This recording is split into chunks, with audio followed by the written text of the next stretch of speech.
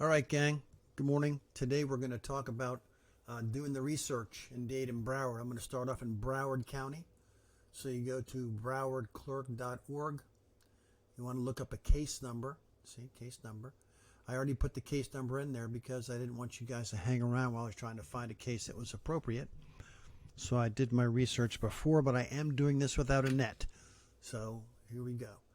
So there's the case number, COSO 2300703.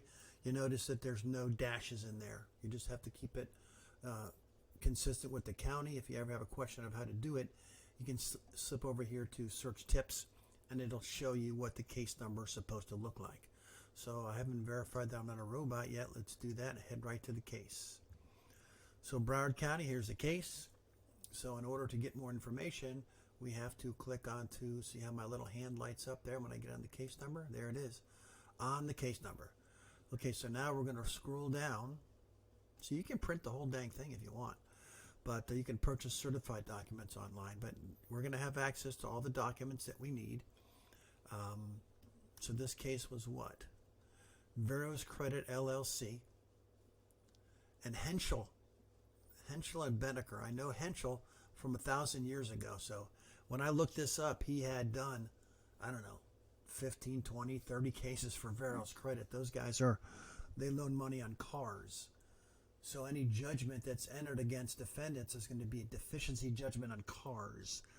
I really never did that kind of work because, you know, if someone buys a car and they lose the car, and I just feel bad for them in that case. And I realize I didn't do anything to them to deserve it. I'd much rather go after folks that took advantage of other people, by taking a lawnmower from a rental place and not returning it. Listen, you get whacked. But this person lost their car. Okay, on top of that, when you lose your car, the next thing to go is the house. So their credit's already shot. They're giving up their car.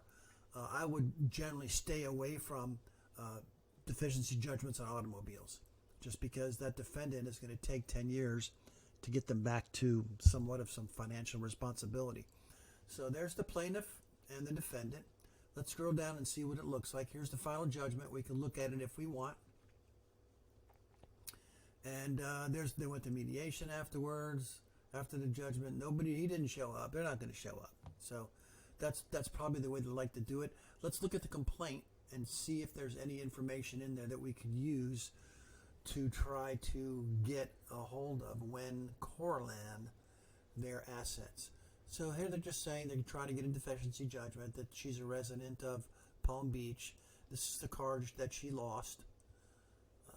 Oh no, Broward County's funny because it only has one page at a time, so you got to go up here for the next page. Page 2. Here's all the rest of it. There's a deficiency amount $11,300. And Drew Benecker is signing off as the lawyer. Let's see if there's any exhibits. Exhibit A. Okay, so here's some exhibits.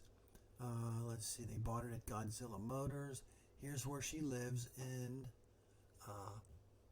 Delray, apartment 302. Now what you'll have to do is you'll take this information and put it into the public record property appraiser search and see if she owns this apartment. I'm not going to do that. You guys do it. Look and see if she owns that apartment. And if she does, then we have something to go on. Hold on a second. I got somebody knocking at my door. Okay, welcome back. I generally don't do that, but they knocked so nicely I had to go answer.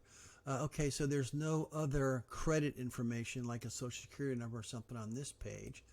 Let's see if there's anything on here. No, it's all the finance charges. You want to get sick, you can go ahead and read that.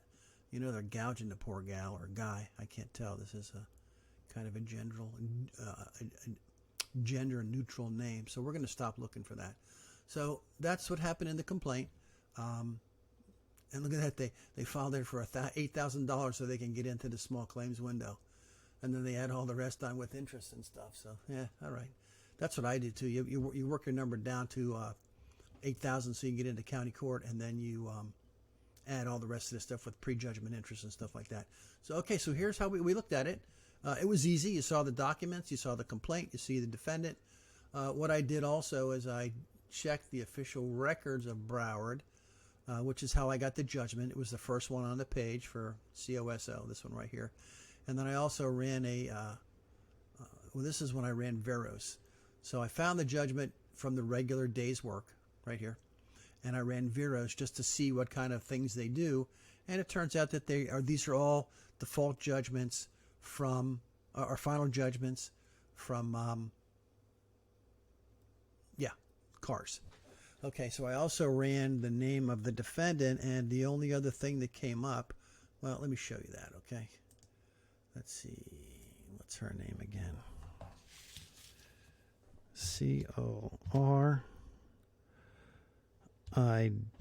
Coridlan. Search. No display done. Okay. Well, trust me, I did it before, and it showed nothing but satisfaction of a mortgage. So she owned a house, and she sold it. And you can do the rest. But I'm just trying to show you how to get in and learn a little bit about these things from the docket sheet. Now, the docket sheet is not the be-all, end-all.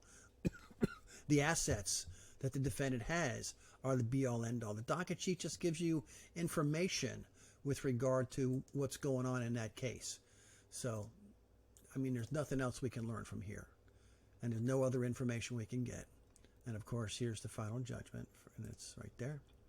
Now, I understand you can visualize the documents listed in the docket in Broward County prior to 2013, sometimes 2014. So if you're working on a year that's later than that, you're not going to be able to get anything except for the judgment, because the judgments are going to be recorded. So it's just unfortunate we can't get the docket sheet. I wouldn't worry about it. It just helps give us a little bit of more color into the defendant, but it's not going to be the only thing that we're going to be able to use. So, okay, that was the Broward County case. So let's see. Let's go to the Dade County. I'll do that Dade County. Okay, I got a Dade County one here pulled up already too. Let's see, official records, and we're going to search the official records. Standard search for official records, and we're going to look for final judgments. You'll have to trust me when I say I already found it, because there it is. The final judgment is recorded against. This is funny. It gives you details, but then here's the document page. You have to print that for the document so you have an idea, because you get used to looking at these things. Okay, so this is Miami-Dade County Court. So it's County Court, 11th Judicial Circuit in Miami-Dade. So it's County Court. Here's the case number, CC, County Court. The plaintiff is Herc Rentals, Inc., and the defendant is the Barzell Group, LLC, et al. Now, what I want you to know is that means and everybody else. So you can't trust the style of the case to have all the defendants listed. So et al. Means that there's more. It means everybody else. Okay, so we have a default final judgment here by the plaintiff, Herc Rentals, whose address is in Bonita Springs, which is someplace in the middle of the state. And they filed lawsuit against the defendant, Barzell Group, LLC, and let execution issue. And there's the judgment, $24,000. Here's the 1997 fact sheet that they're so supposed to fill out. And here's the rest of the information about the judgment.